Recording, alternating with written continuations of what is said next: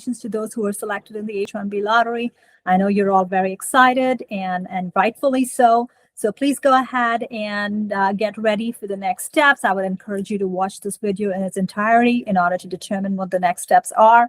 But this is a crucial time, so please ensure that you meet all filing deadlines and follow the proper procedures to get your H-1B petition submitted in a timely manner. As you're all aware, USCIS has completed the registration selection, at least for the first round, and the results were released over the weekend.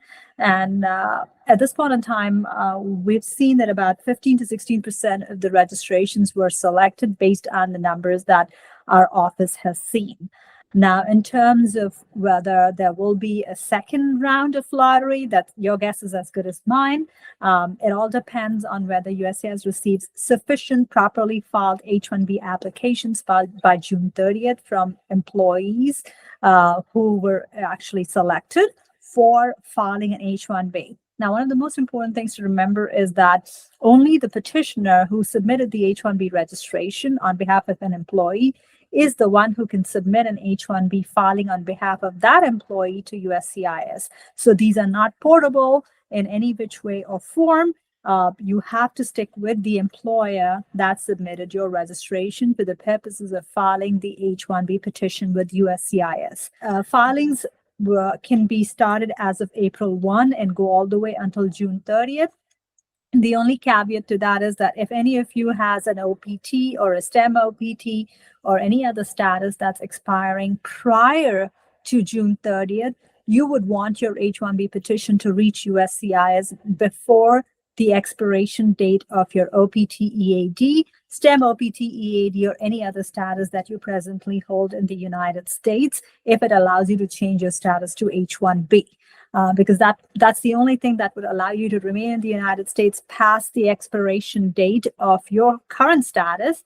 And for those who are on OPT EAD or STEM OPT EAD, it will grant you a cap gap extension all the way through September 30th so that you can switch to H-1B status on October 1 of this year once your H-1B petition is approved. Now, that is in terms of, what you should know as far as initiating the filings and the filing dates. Please also keep in mind that you do have to pay the new fees that USCIS has implemented as of April 1. The fees are available on USCIS website, so the employers would know what fees they need to pay for an H-1B filing based on whether they have 25 plus employees in the United States, or if they're nonprofit, then there's a different fee structure. So it's important to keep in mind that the fees have increased effective April 1, and those are the fees that have to be sent to USCIS. Also, the addition dates for the I-129 applications, which is the H-1B petition, has also changed effective April 1. So USCIS is only accepting the new edition of the application.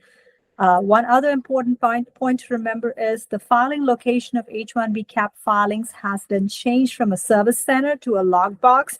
So before you submit your H-1B petition, if it's a paper-based filing, please ensure it is sent to the correct logbox, otherwise it will be rejected. And if you're sending it a little bit later in the filing period, that could mean that you wouldn't get the rejection back in time for you to meet the June 30th deadline, which is why we recommend that employers and employees get on the H-1B filings as soon as possible in order to prevent any issues from arising that are not fixable because the deadline has passed.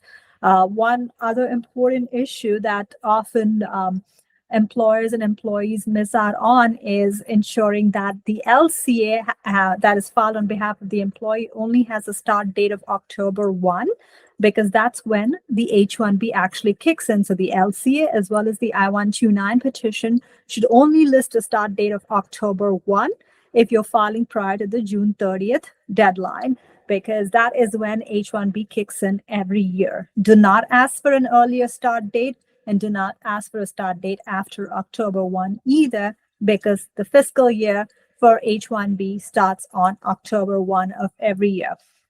Employers and employees have the ability to basically request either change of status from an employee's current status or request consular processing, wherein an H-1B petition can be approved on behalf of the applicant, and then eventually they'll have to go to a U.S. embassy overseas to get a visa stamping done, an H-1B visa stamping done, and then re-enter the United States to activate their H-1B status.